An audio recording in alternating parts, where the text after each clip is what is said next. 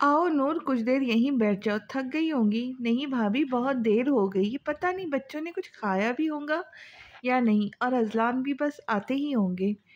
चलो ठीक है। और नूर, सालन दोपहर का रखा हुआ है, अगर हनी नखरे करे तो मंगवा लेना। आयशा शॉपिंग बैग्स थामे अंदर चली गई, जबकि नूर ऊपर अपने पोर्शन में आ गई। आते साथ ही उसे अंदाज़ा हो गया उमर और हया आपस में लड़ रहे। दोनों की चीखें नीचे तक सुनाई दे रही थी। ऊपर आते ही उसकी नज़र उमर पे पड़ी, जो हया की पौनी खींच रहा था। नूर ने बैग सोफे पे फेंकर उनकी तरफ बढ़ी। उमर ने माँ को देखते ही हया को छोड़ दिया। ममा, इसने मेरे नूडल्स नीचे फेंक दिए, तीसरी दफ़ा। उमर ने टेबल की तरफ इशारा किया जहाँ नूडल्स गिरे हुए थे। ज़मीन पे भी नूडल्स गिरे हुए थे। नूर ने गुस्सैली नज़र हया पे डाली तो दोनों हाथ कमर पे रख के उसकी तरफ देखते हुए बोली, मम्मा, मेला कातू ना रहा था, इसने लिमोट नहीं दिया। वो जिस अंदाज से बोल रही थी, नूर का बस न चलता उसे थप्पड़ लगा दे। अजलान ने उसको सर पे चढ़ा रखा था, जितना वो उसे टोकती वही काम करने का उसे हौसला देता। नूर ने उसे छोड़ मुलाजिमा को आवाज़ दी, हाजिरा, हाजिरा। जी बीबी जी। वो बोतल के जीन की तरह हाजिर हुई। ये सब क्या है? यहाँ सफाई क्यों नहीं की? और दोनों आपस में लड़ रहे हैं। कितनी दफ़ा तुम्हें कहा है, जब मैं इनमें लड़ाई हो हया को हनी के पास छोड़ आया करो। सुनती कहाँ हो मेरी? अब कपड़ा ला कर दो मुझे। नूर चाह कर भी लहजा नरम न रख सकी। एक तो इतनी थकी हुई थी, ऊपर से आते ही इनकी लड़ाई। एक मिनट उसने सुकून का सांस नहीं लिया। और मेरे लिए फ्लाइट बनाओ, और मेरे लिए फ्राइज बनाओ। हया के हुक्म ने नूर के तन बदन में आग लगा दी। वो हुक्म ऐसे चला रही थी जैसे सच में कोई प्रिंसेस हो। थप्पड़ ना लगाओ मैं तुम्हें दादी अम्मा।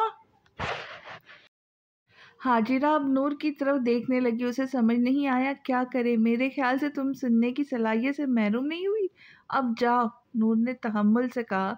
जी बीबी जी। हया ने मुंह बसोर कर दोनों की तरफ देखा। अजलान से शिकायत का इरादा करते हुए धप से छलांग लगा के सोफे पे चढ़ गई। अचानक हया की नज़र शॉपर्स पे पड़ी तो उन्हें खोलने लगी, और अंदर बॉल देखकर उसने फ़ौरन उठा ली।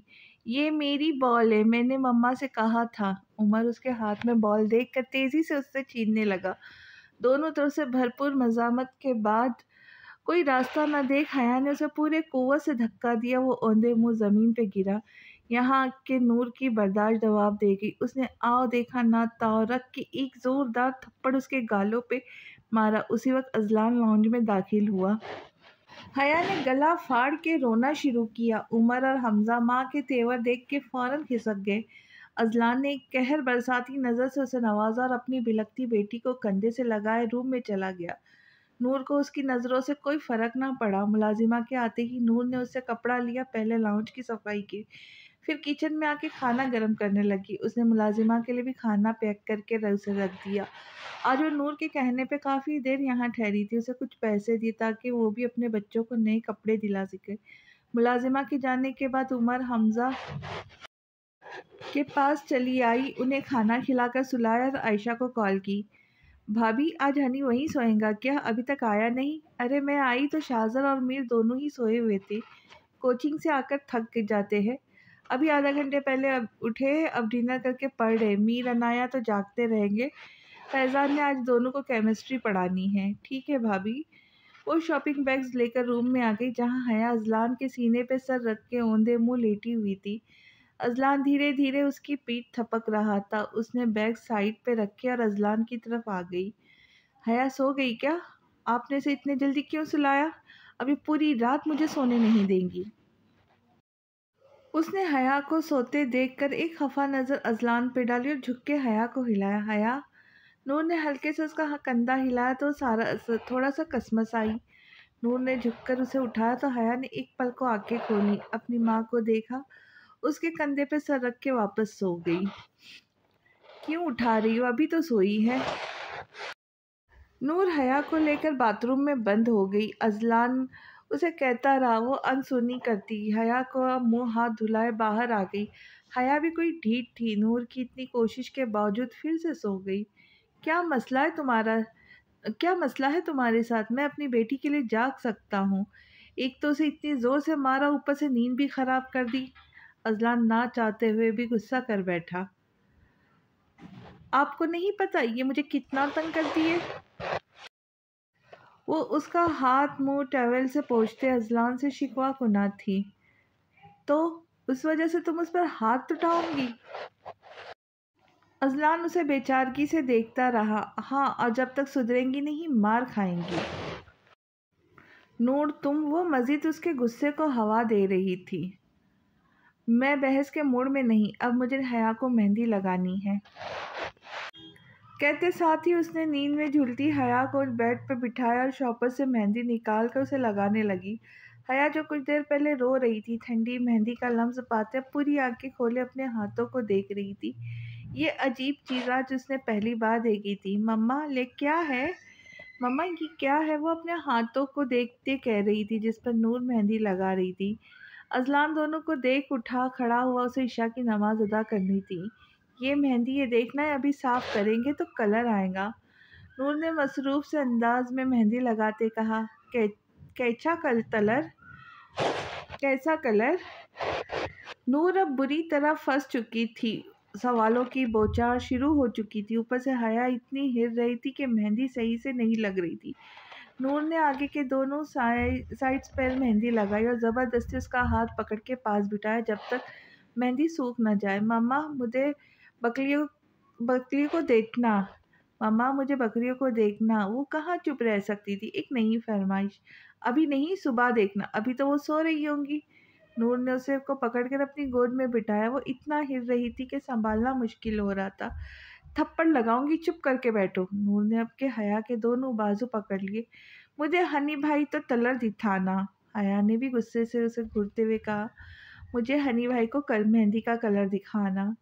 میر نیچے گیا ہے، پڑھائی کر رہا ہے، خبردار جو اسے پریشان کیا۔ نور نے خوفاتے ہوئے اسے دیکھا۔ حیا نے سر زور سے دائیں بائیں ہلایا جس کی وجہ سے اس کی پونی ٹیل زور سے نور کو لگی۔ نور کی گرفت ڈھیلی پڑ گئی۔ حیا سجدے میں بیٹھے اذلان کی گردن کے گرد بازو حمائل کر کے اس سے چپک گئی۔ اذلان نے سلام پھیرتے ہی اسے پکڑ کے اپنی گود میں بٹھا ہاتھوں پر کچھ پڑھنے لگا۔ حیا چپ چاپ بنا حرکت کیے بیٹھی رہی۔ نور نے خاموش دیکھ کر کچن کا رخ کیا، دونوں کے لیے کھانا گرم کر کے روم میں ہی لے آئی۔ ڈائننگ ہال میں موجود نفوس ڈائننگ ٹیبل پر اپنی مخصوص جگہ سنبھال چکے تھے۔ سبھی وہاں موجود تھے سوائے نور اور عنایہ کے۔ عائشہ نے ملازمہ کے ساتھ مل کر ناشتہ لگایا۔ میر کسی گہری سوچ میں تھا۔ اذلان، فیضان اس سے بے نیاز ناشتہ شروع کر چکے تھے۔ حمزہ اور حیا بغیر ناشتہ کیے ہی جا چکے تھے۔ نور کے اصرار پر اس نے کہہ دیا، مما یونی میں کر لیں گے۔ نور نے اپنے ہی پورشن میں عنایہ کا ناشتہ کرایا۔ اس کے اتنے کہنے کے باوجود وہ نیچے نہیں آئی۔ میر نے ایک نظر فیضان اور اذلان کو دیکھا جو ناشتہ ختم کر چکے تھے۔ میر نے صرف چائے ہی پی جو بمشکل اس کے حلق سے نیچے اتری۔ تایا ابو، آپ سے ضروری بات کرنی ہے۔ ہاں برخوردار، بولو۔ فیضان کا موڈ آج اچھا تھا۔ میر کو ان کے لہجے سے ہی اندازہ ہو گیا۔ بابا، تایا ابو، کل رات میں وہ عنایہ واپس آ گئی۔ عارف نے اسے طلاق دے دی۔ فیضان کے تاثرات یکایک سخت ہو گئے، دماغ کی نسیں واضح ہونے لگی۔ اس کے برعکس اذلان کا چہرہ سفید پڑ چکا تھا۔ اذلان نے فوراً پانی سے جگ سے گلاس میں انڈیل کر ایک ہی سانس میں ختم کر ڈالا اور دونوں ہاتھوں سے سر تھامے بیٹھ گیا۔ میر کو سمجھ نہیں آ رہا تھا کیا کہے۔ ان کے چہرے سے نہیں لگ رہا تھا کہ دلاسے کی ضرورت ہے۔ عائشہ جو اپنا چائے کا کپ تھامے کچن سے نکل رہی تھی، میر کے منہ سے ادا ہوتے الفاظ سن کر ان کا سانس اٹک گیا۔ میر کی نظر ان پر پڑی تو ایک سیکنڈ ضائع کیے بغیر میر ان تک پہنچا، نرمی سے ہاتھ پکڑ کر انہیں پاس صوفے پہ بٹھایا۔ تائی امی؟ میر، میری عنایہ، میر! وہ دوپٹے سے منہ چبائے رو پڑی۔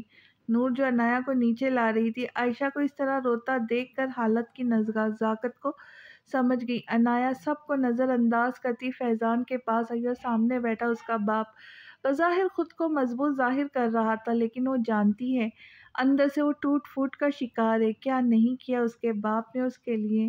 منہ سے الفاظ ادا نہیں ہوتے تھے کہ خواہش پوری ہو جاتی تھی۔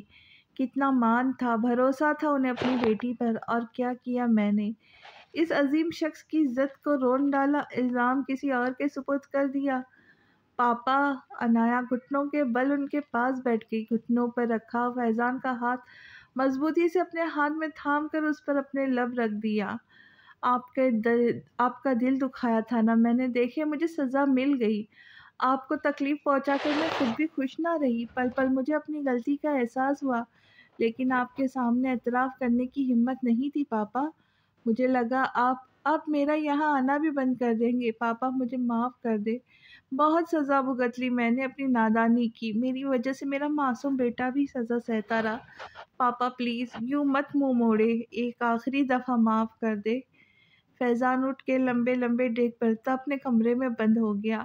نور عائشہ کو سنبھال رہی تھی، اذلان نے اٹھ کر عنایا کو اپنے ساتھ لگایا، سر پر ہاتھ رکھ کر تسلی دی، بیٹا تم ابھی ہمارے ساتھ رہنا، فیضان کو میں سمجھاؤں گا، تھوڑا وقت لگے گا لیکن سنبھل جائے گا۔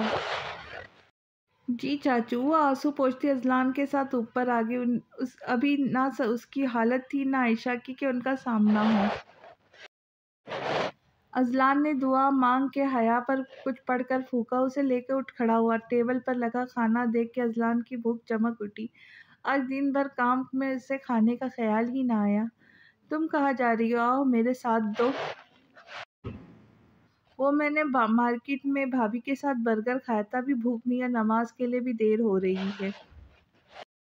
اذلان نے دھیرے سے اس کا گال تھپکا اور ہلکا سا مسکرایا، اب اس کی زندگی اس سے روٹھی نہیں تھی۔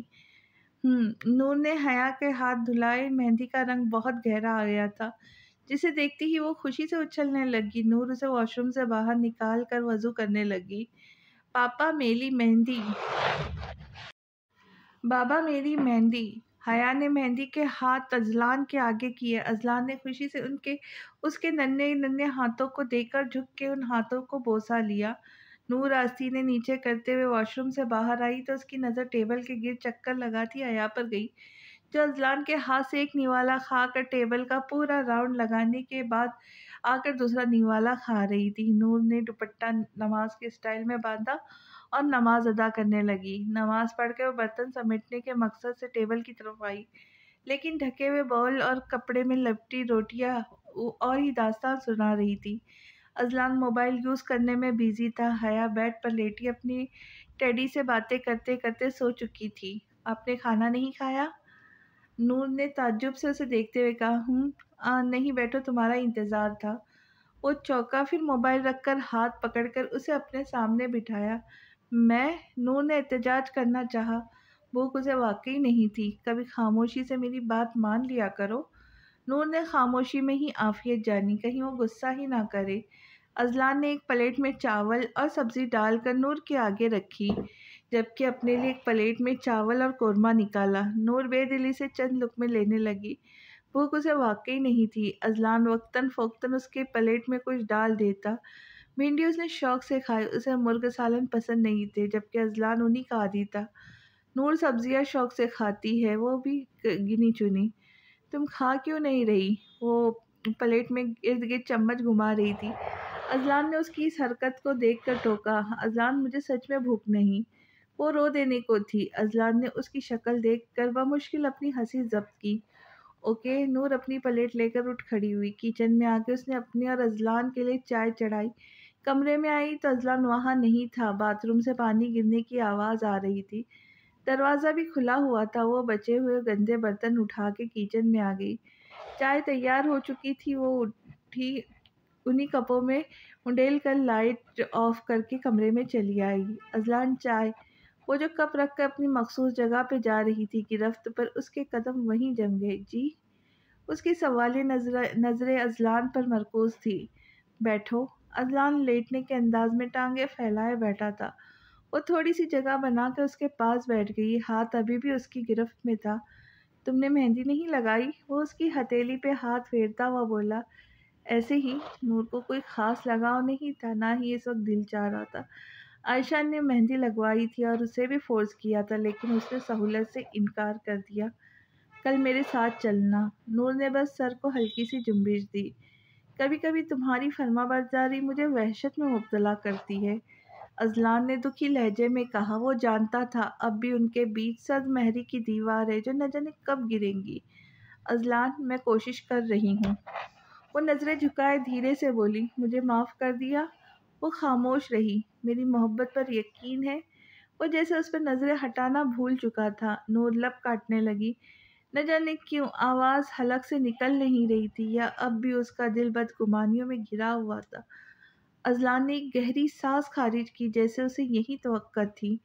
حیا پر ہاتھ کیوں اٹھایا تھا؟ اس کا لہجہ نرم تھا، وہ پہلے کی طرح غصے میں نہیں تھا۔ اذلان بہت ضدی ہے وہ، آپ کے جانے کے بعد میری ناک میں دم کیے رہتی ہے، کل تو مجھے تھپڑ بھی مارا تھا۔ اذلان کو ہنسی آ گئی، وہ اپنے گال پر ہاتھ رکھے معصومیت سے کہہ رہی تھی، کیوں؟ اذلان نے چائے کا کپ ہونٹوں سے لگایا۔ میں نے اس کی ڈول غصے سے پھینک دی۔ وہ کیوں؟ ضد کر رہی تھی کہ بھابھی کے ساتھ جانا ہے۔ فیضان بھائی اور عائشہ بھابھی کل انوائٹڈ تھے ڈنر پہ، اب عائشہ بھابھی میکے جا رہی تھی، اسے کیسے لے جاتی؟ اچھا بھی نہیں لگتا، ویسے ہی عائشہ بھابھی کی وجہ سے میں کچھ پرسکون رہتی ہوں، ورنہ تو حیا کی حرکتیں دیکھ کر میرا گاؤں جانے کا دل کرتا ہے۔ گاؤں جانے کی بات سے اذلان کا موڈ غارت ہو گیا، کتنی آسانی سے کہہ دیتی تھی، بنا یہ جانے اس کے بغیر کوئی سانس لینا بھول جاتا ہے۔ اچھا چھوڑو، چائے پی لو، پھر کچھ دیر چھت پر چلتے ہیں۔ وہ اپنا آخری گھونٹ پی چکا تھا۔ میں تھک گئی ہوں اذلان، آج دن بھر بچوں کی شاپنگ کرتی رہی ہوں، پھر کبھی۔ وہ آج ہر بات پر نفی کر رہی تھی، یہ نور نے خود بھی محسوس کیا، تبھی ڈرتے ڈرتے اس نے اذلان کی طرف دیکھتے کہا، اوکے۔ اذلان نے اس کی صاف پیشانی کو بوسہ لیا اور اٹھ کھڑا ہوا۔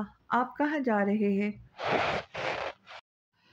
مجھے نیند نہیں آ رہی، ایسے ہی راؤنڈ لگانے جا رہا ہوں۔ اذلان کے جانے کے بعد وہ چائے ختم کر کے حیا کے ساتھ لیٹ گئی۔ تھکن اتنی کی تھی کہ فوراً ہی نیند آ گئی۔ خدا خدا کر کے اس کا لیکچر ختم ہوا، سر کے جاتے ہی وہ فوراً باہر کو لگی، کیونکہ اب تک شاہزر کی 10 مس کال آ چکی تھی۔ اس نے شاہزر کا نمبر ٹرائی کیا، جو پہلے ہی کال میں پک اپ کر لیا گیا۔ ہیلو شاہزر، وہ ایک ہی سانس میں بولنے لگی، جبکہ دوسری طرف سے آتی آواز نے اس کی چلتی زبان کو بریک لگایا۔ کون؟ شاہزر واش روم میں ہے، دوسری طرف انگریزی میں جواب دیا گیا۔ لڑکی کے ایسنٹ سے پتہ لگ رہا تھا کہ وہ ودیشی ہے۔ فون پر حیا کے ہاتھ کی گرفت ڈھیلی پڑ گئی۔ آپ کون؟ اس نے لڑکھڑاتی آواز میں بمشکل پوچھا۔ میں شاہزر کی دوست، ویسے تم کون ہو؟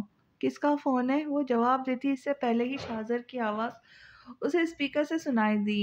حیا کالنگ لکھا تھا، میں نے پک کر لیا۔ اس لڑکی نے انگریزی میں شاہزر کو جواب دیا۔ حیا دونوں کی گفتگو غور سے سن رہی تھی، اس کے دل کی دھڑکنیں تیز ہوتی جا رہی تھی۔ فون رکھ دو، مجھے کسی سے بات نہیں کرنی۔ حیا کے گلے میں آنسوؤں کا فندہ اٹک گیا، اس نے سانس لینا مشکل لگا۔ وہ کچھ کہنا چاہتی تھی، لیکن دوسری طرف سے فون رکھا جا چکا تھا۔ حیا، کیا ہوا؟ حیا! مریم، جو اس کی گہری دوست تھی، اس کی حالت دیکھ کر پریشان ہو گئی۔ اس کا ہاتھ پکڑتی فوراً تھرڈ فلور پر آ گئی، جہاں اسٹوڈنٹس نہ ہونے کے برابر تھے۔ پہلے اس نے حیا کو پانی پلایا، پھر رونے کی وجہ پوچھی۔ حیا نے روتے ہوئے اسے ساری بات بتا دی۔ سچ حیا کوئی ودیشی تھی، پتہ ہے؟ میرے جیجو میری بہن سے نکاح کر کے باہر چلے گئے، وہاں جا کے شادی کر لی۔ جب گھر والوں کی طرف سے رخصتی کے لیے پریشر بڑھنے لگا، تب جا کے انہوں نے شادی کا بتایا۔ پتہ ہے، جب تک ان کو 2-3 بچے بھی ہو چکے تھے۔ وردہ، جو انہی کے گروپ کی تھی، فون نان اسٹاپ شروع ہو گئی۔ اس کے ساتھ گروپ کی باقی لڑکیاں بھی آ چکی تھی، سبھی حیا کے نکاح سے واقف تھے، اور اب حیا کی بات سن کر سب صحیح معنوں میں پریشان ہو گئی۔ تم چپ رہو، ضروری نہیں سارے مرد ایک جیسے ہو۔ مریم نے حیا کا سفید پڑتا چہرہ دیکھ کے اسے ڈپٹا۔ مریم، وردہ صحیح کہہ رہی ہے، میرے ابو کو ہی دیکھ لو، وہاں جا کے تیسری شادی کر لی، بس اتنا احسان ہے کہ خرچ بھیج دیتے ہیں۔ مریم نے ماریا کو گھورا، جسے وہ نظر انداز کر گئی، جبکہ حیا اب بلک بلک کے رو رہی تھی۔ حیا، سوری یار، میرا ارادہ تمہیں رلانے کا نہیں تھا، ماریا نے اسے گلے لگاتے ہوئے کہا۔ سبھی اسے چپ کرانے میں لگ گئے تھے۔ میں اب کیا کروں؟ حیا نے بھیگی پلکوں سے موبائل کی طرف دیکھا، جہاں شاہزر کا نام جگمگا رہا تھا۔ اس نے غصے سے کال کاٹ دی۔ میری بات مانو تو اپنی جوانی کی فکر کرو، میری بہن بیچاری 8 سال جیجو کے انتظار میں رہی، اب شادی ہوئی بھی تو 3 بچوں کے باپ سے۔ مطلب؟ حیا کی سمجھ اس وقت کچھ نہیں آ رہا تھا۔ جب دل نے اسے قبول کر لیا ہے تو اس نے راستہ بدل لیا، طلاق لے لو۔ حیا کی آنکھیں پوری کھل گئی۔ مریم نے رکھ کر تھپڑ اسے دے مارا، پھر وردہ، انوشا، ماریا اسے کنونس کرتی رہی، جبکہ ماریا اور حفصہ نے اسے عقل مندی سے کام لینے کا کہا۔ پہلے وہ شاہزر سے مل کر غلط فہمی دور کرے، پھر جا کر کوئی فیصلہ کرے۔ حیا نے 1 گھنٹے کی بحث کے بعد یہی حل نکالا کہ ماما سے بات کریں گی۔ ابھی وہ انہی سوچوں میں تھی کہ ایک بار پھر شاہزر کا نام اسکرین پر جگمگایا۔ حیا نے کوئی تاخیر کیے بغیر فون اٹھایا اور جب بولنے پہ آئی تو شاہزر کی دنیا ہلا دی۔ مجھے طلاق چاہیے مسٹر شاہزر، میں کوئی ایری گیری نہیں، جب چاہا عزت دی، جب چاہا بے عزت کیا، اب میں آپ سے کوئی بات نہیں کروں گی، اب تایا ابو آپ سے بات کریں گے۔ اس نے بنا جواب سنے فون کاٹ دیا اور پھوٹ پھوٹ کر رو دی۔ ہنی کیا ہوا، پریشان کیوں ہو؟ نور نے بکس ہٹا کر اس کے آگے سینڈوچ رکھے۔ وہ صبح سے کمرے میں بند تھا، نور نے بھی اسے تنگ نہ کیا۔ حیا کو بھی وہ نیچے بھیج چکی تھی، یہاں رہتی تو ہنی کو پڑھنے نہ دیتی۔ ماما بس ایگزامز کی ٹینشن ہے، عید کے فوراً بعد پیپرز ہے۔ ہنی نے اپنی کنپٹیاں مسل کے خود کو ریلیکس کیا، پھر سچی سینڈوچ اٹھا کے کھانے لگا۔ تیاری تو ہے پھر تمہاری؟ پھر وہ اب اس کے کمرے کی حالت درست کر رہی تھی۔ کیمسٹری، اس نے بگڑی شکل بنا کر کہا۔ کیمسٹری تو اسے بھی بہت سخت بری لگتی تھی۔ اللہ اللہ کر کے وہ کیمسٹری میں پاس ہوئی تھی، ورنہ خود اسے پڑھا دیتی باقی سبجیکٹس کی طرح۔ فیضان بھائی کی کیمسٹری سمجھ نہیں آ رہی؟ بس آ رہی ہے پری، بٹ مجھے 90+ % چاہیے، تبھی جا کر کسی اچھی یونی میں ایڈمیشن ملے گا۔ اس کے ارادے دیکھ کے نور کو یقین تھا وہ اپنا کہا سچ کر کے دکھائے گا۔ اس نے مسکراتے ہوئے اس کے لیے دل سے دعا کی۔ انشاءاللہ آ جائیں گی، تم کوشش کرنا، میں دعا۔ نہایت دھیرے سے کمرے کا دروازہ کھلا، نور نے آنے والے کو دیکھا۔ حیا اپنا چھوٹا سا پنک بیگ جو باربی کی شیپ میں تھا پہنے اندر آ گئی۔ آتے ہی وہ نور کو نظر انداز کر کے بستر پر چڑھ کے ہنی کی گود میں آ کر بیٹھ گئی۔ ہنی کے چہرے پہ ایک نرم مسکراہٹ آن ٹھہری۔ ہنی نے اس کے دونوں نرم گالوں کا بوسہ لیا۔ ہنی بھائی، میرا ہوم ورک۔ حیا نے اپنا چھوٹا سا بیگ شولڈر سے نکال کے آگے کیا اور اپنی ہوم ورک کاپی نکالی۔ دادی اماں، تمہیں میں پڑھاؤں گی، چلو کمرے میں۔ نور جو کب سے اس کی کارروائی دیکھ رہی تھی، کڑے تیور لیے بولی۔ نہیں، ہنی بھائی سے پلوں گی۔ اس کی بلند آواز نور کا پارا ہائی کر گئی۔ بہت مار کھاؤں گی، سر پر چڑھ گئی ہو، بات کرنے کی تمیز نہیں، جب دیکھو ضد کرتی ہو، صبح سے گارڈن میں بکریوں کے ساتھ بیٹھی ہو، آج چھٹی تھی تو پڑھنا فرض نہیں۔ حیا نے ناک سکڑ کے سر نفی میں ہلایا۔ ہنی نے بھی سر پکڑ لیا۔ حیا کوئی موقع جانے نہیں دیتی تھی نور کو تنگ کرنے کا۔ ماما، میں ہوم ورک کروا دوں گا، اور وہ ابھی بریک لے رہا ہوں، نماز کے بعد پڑھائی کروں گا۔ ہنی نے نور کو دوبارہ لب کھولتے دیکھ خود ہی کہا۔ نور نے اپنی اس بدتمیز بیٹی کو گھوری سے نوازا اور کچن میں چلی گئی۔ صاف مطلب تھا رات کو خبر لیں گی۔ شاہزر، کیا ہوا، تم غصے میں کیوں؟ اور یہ تمہاری بیوی تھی؟ اس کے سامنے بیٹھی انگریز عورت جو عمر میں 30-35 سال کی لگتی تھی، پریشانی سے شاہزر سے استفسار کرنے لگی۔ ہاں، شاہزر بمشکل خود کو سنبھالے ہوئے تھا۔ اس کا بس نہیں چل رہا تھا کہ حیا اس کے سامنے آتی اور وہ اس کی عقل ٹھکانے لگاتا۔ اوہ واقعی، جتنی وہ خوبصورت ہے، آواز بھی اتنی ہی سریلی ہے، وہ عورت مسکراتی ہوئی بولی، جبکہ شاہزر اپنی ہی سوچ میں گم تھا۔ شاہزر، بتاؤ تو کچھ غصے میں کیوں ہو؟ تنی ہوئی نسوں کو دیکھ کر وہ بولی۔ ماتھے پہ بے تحاشا بل تھے۔ میری بیوی مجھ سے طلاق مانگ رہی ہے۔ طلاق لفظ لیتے اس کس اذیت سے گزرا تھا وہی جانتا تھا۔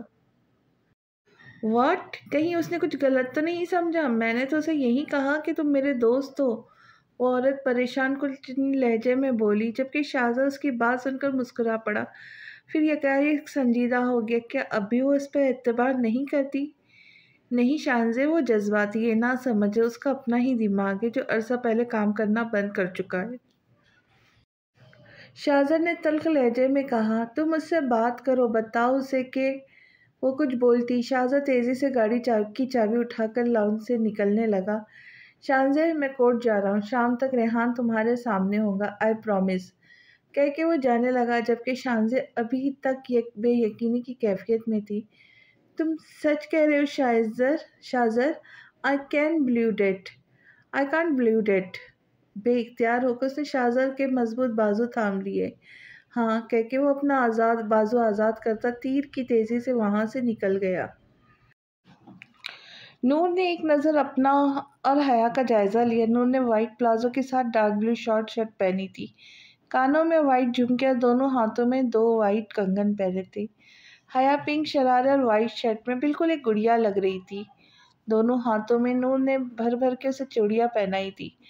حیا نے اسے بال نہیں بنوائے۔ نور کا اس کی 2 پونیاں بنانے کا ارادہ تھا، جسے سن کر حیا نے فوراً رد کر دیا۔ ماما پونی شیل میں درد ہوتا۔ نور نے اپنی اس ڈرامے باز بیٹی کو دیکھا جو بار بار اپنا چھوٹا سا دوپٹہ گلے میں ڈال رہی تھی، لیکن ریشمی ہونے کے باعث وہ گر جاتا۔ وہ حیا کا ہاتھ پکڑے نیچے جانے ہی لگی تھی کہ اذلان آ گیا۔ عید مبارک، میرے رنگ میں رنگ کے بہت خوبصورت لگ رہی ہو۔ اذلان نے قریب آ کر اسے عید کی مبارکباد دی۔ اس کا اشارہ مہندی کی طرف تھا۔ اذلان کل اسے اپنے ساتھ لے گیا تھا، جانتا تھا اس نے اپنے لیے کچھ خریدا نہیں ہوگا۔ اذلان نے خود ہی اسے زبردستی مہندی لگوائی اور اپنی پسند کا اس کے لیے ڈریس خریدا، لیکن بہت زیادہ بھاری ہونے کی وجہ سے نور نے وہ ڈریس نہیں پہنا۔ اذلان اسے سمجھنے سے قاصر تھا۔ وہ خود نہیں جانتی وہ کیا چاہتی ہے۔ کوئی ڈر ہے جو اسے اندر سے کھائے جا رہا ہے۔ جو کچھ اذلان نے اس کے ساتھ کیا، مشکل تھا کہ نور اب اس پر اعتبار کرے۔ ان کے رشتے میں ایک تبدیلی آئی تھی۔ اب وہ اس پہ طنز نہیں کرتی، نہ اس کے سامنے روتی ہے۔ وہ آگے بڑھنے کی کوشش کر رہی ہے، جو مشکل ہے مگر ناممکن نہیں۔ اذلان نے حیا کو گود میں اٹھا نیچے کی طرف بڑھا۔ نیچے آ کے نور عائشہ کے پاس چلی آئی، جبکہ اذلان حیا کو لے کے گارڈن میں آ گیا، جہاں جانوروں کی قربانی جاری تھی۔ کھانا نور اور عائشہ نے مل کر صبح ہی بنا کر رکھا تھا۔ بچے بھوک کے کچے تھے، وہ تو لنچ کر کے قربانی دیکھنے چلے گئے، جبکہ فیضان اور اذلان صبح سے کسائیوں کے ساتھ بیٹھے تھے۔ مما مما روتی سسکیاں بھرتی حیا آ کر اس کے باہوں میں جھول گئی۔ نور کو اپنا مارنا تو گوارا تھا، کوئی اور اسے ہاتھ لگا اسے برداشت نہ تھا۔ اپنی روتی بیٹی کو دیکھ وہ پریشانی سے اس کے پیچھے آتے ہنی کو دیکھنے لگی۔ عائشہ بھی نور کے ساتھ ہی بیٹھی تھی۔ اسے لگا تھا علی یا عمر حمزہ میں سے کسی نے مارا۔ کیا ہوا ہنی، یہ رو کیوں رہی ہے؟ ہنی سے پوچھتے اس کی نظر حیا پر گئی، جو پورا منہ کھولے رو رہی تھی، لیکن اس کے منہ سے کوئی آواز نہیں نکل رہی تھی۔ نور یکایک کانپ اٹھی، اس کے منہ سے چیخ نکل گئی۔ اذلان کا کہنا تھا۔ حیا نے جھٹ سے چہرہ اوپر کیا۔ اذلان کے ہاتھ میں ایک باسکٹ تھی، جس میں 2 چھوٹے بلی کے بچے تھے۔ وہ پوری آنکھیں کھولے انہیں دیکھنے لگی۔ بابا نیتے اتالو۔ حیا نے باسکٹ میں سوئی ننھی بلی کو ہاتھ میں لینا چاہا۔ اسے ڈرتا دیکھ ہنی نے اس کے ہاتھ میں بلی کا بچہ تھمایا تو خوشی خوشی چہکنے لگی۔ حیا کو کھیلنے، دل بہلانے کے لیے واپس ایک کھلونا مل گیا تھا۔ اب اس کا وقت ان کے ساتھ زیادہ لگتا۔ وہ بہت حساس تھی، دوسروں کو تکلیف میں دیکھ خود رونے لگتی، چھوٹی سی بات دل میں لے لیتی۔ بچپن سے اس کی طبیعت سے سب واقف تھے۔ کچھ دن تو دونوں کٹنز اس کے ساتھ رہی۔ ایک دن گارڈن میں کھیلتے کھیلتے ایک کٹن باہر بھاگی، جسے کسی کار والے نے کچل دیا۔ یہ واقعہ حیا کے سامنے ہوا تھا۔ پھر دوسری کٹن کا وہ اور زیادہ خیال رکھنے لگی، لیکن وہ بھی ایک دن غائب ہو گئی۔ حیا اسے ڈھونڈتی رہی، لیکن وہ نہ ملی۔ پھر اس نے ایسے کوئی انمول چیز نہ خریدی جو اس کے دل کو بھائی۔ میر نے اسے سمجھایا تھا، یہ سب وقتی ہوتے ہیں، ہر وقت ساتھ نہیں رہتے۔ ان کو لیے بیٹھ کے وہ روز روز رو کر ماں باپ کو پریشان نہیں کر سکتی۔ وہ اپنے اس بھائی کی ہر بات سمجھتی اور اسے دل سے مانتی، لیکن نور کے حکم چلانے، غصے سے ڈانٹنے، اپنی بات منوانے کی عادت نے اسے ضدی بنا دیا۔ اس معاملے میں میر اور اذلان پوری کوشش کرتے اسے سمجھانے کی، لیکن وہ دونوں کی بات ایک کان سے سن کر سہولت سے دوسرے کان سے نکال دیتی۔ گھر میں عجیب سا ماحول تھا۔ حیا نے سوچا تھا گھر لوٹتے ہی سب کو شاہزادہ کی گئی حرکت کا بتائیں گی، لیکن یہاں آ کر اسے دل دہلانے والی خبر ملی جو ثانی بھابی نے اسے دی کہ عنایا آپی کا طلاق ہو گئی۔ نور سارا دن عائشہ کے پاس ہی رہی۔ عنایا نیچے نہیں آئی حیا کے ساتھ، وہ اس کے روم میں شفٹ ہو گئی۔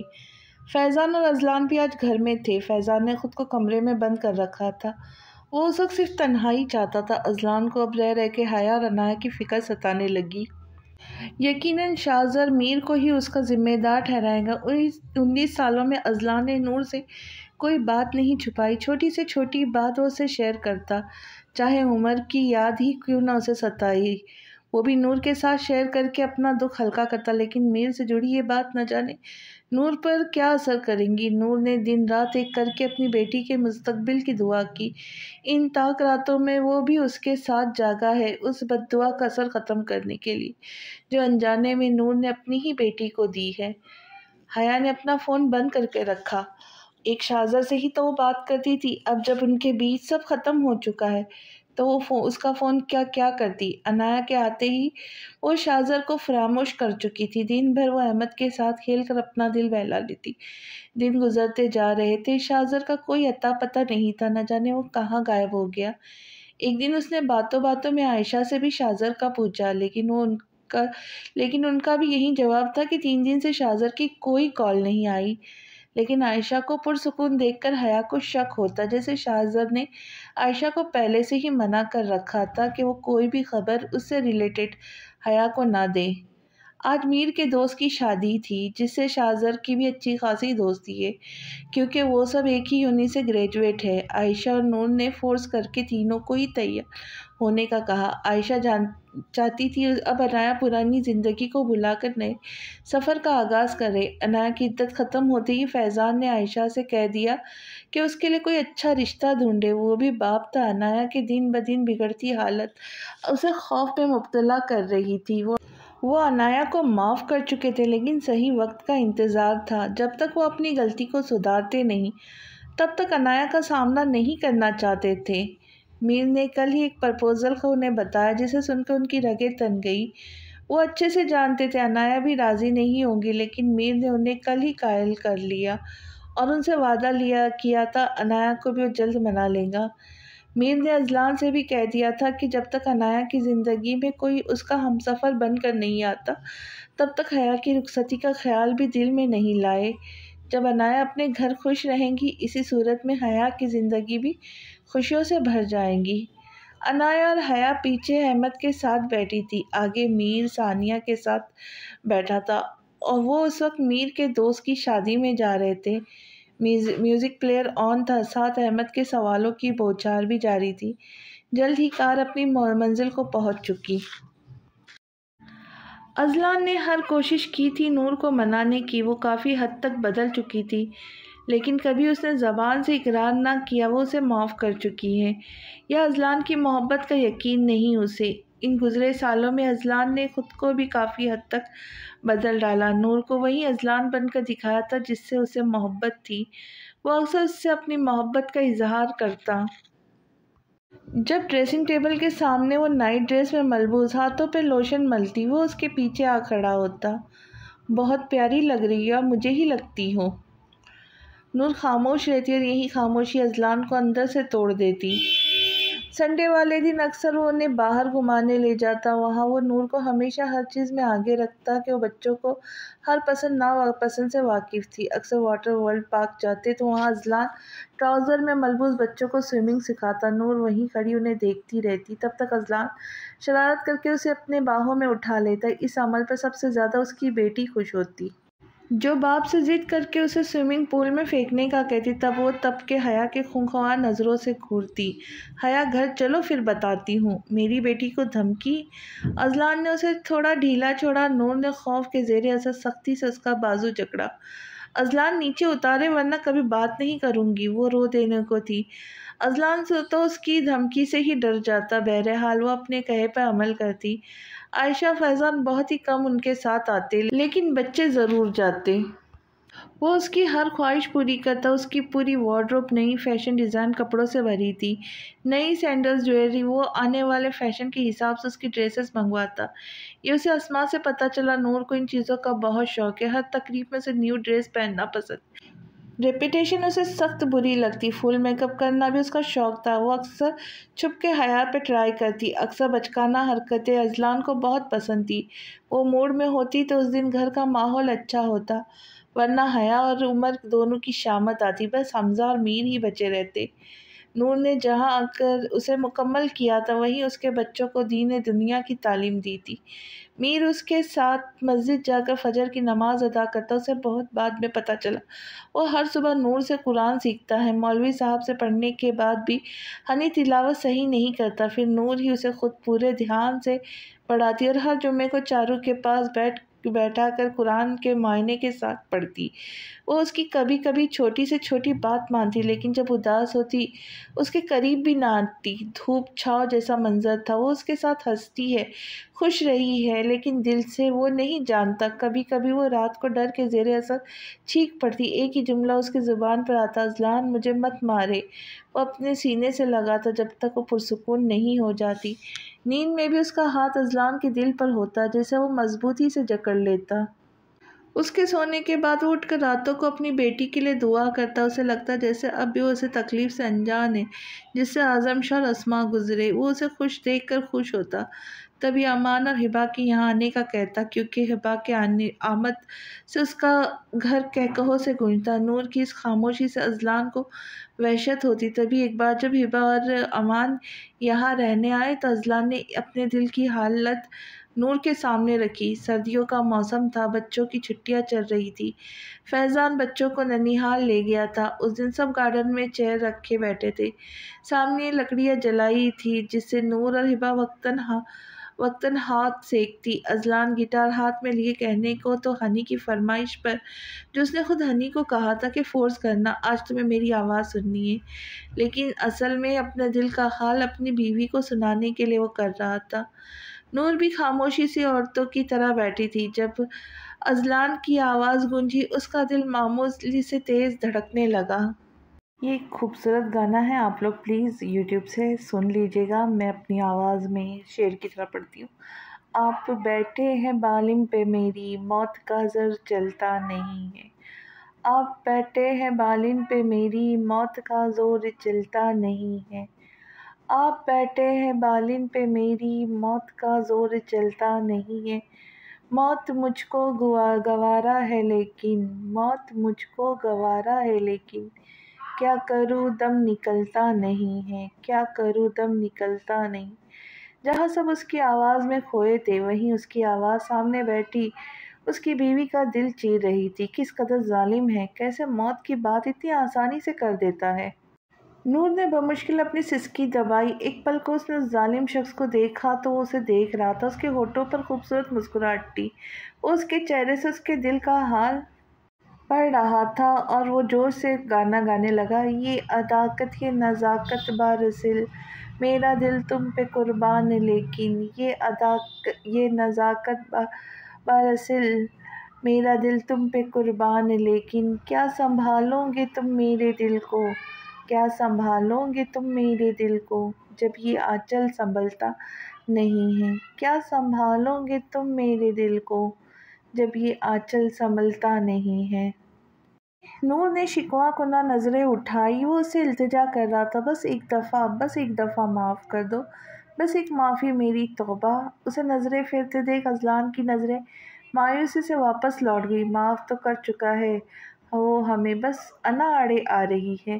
میرے نالوں کی سن کر زبانیں ہو گئی موم کتنی چٹانیں، میرے نالوں کی سن کر زبانیں ہو گئی موم کتنی چٹانیں، میں نے پگھلا دیا پتھروں کو، میں نے پگھلا دیا پتھروں کو، ایک تیرا دل پگھلتا نہیں ہے۔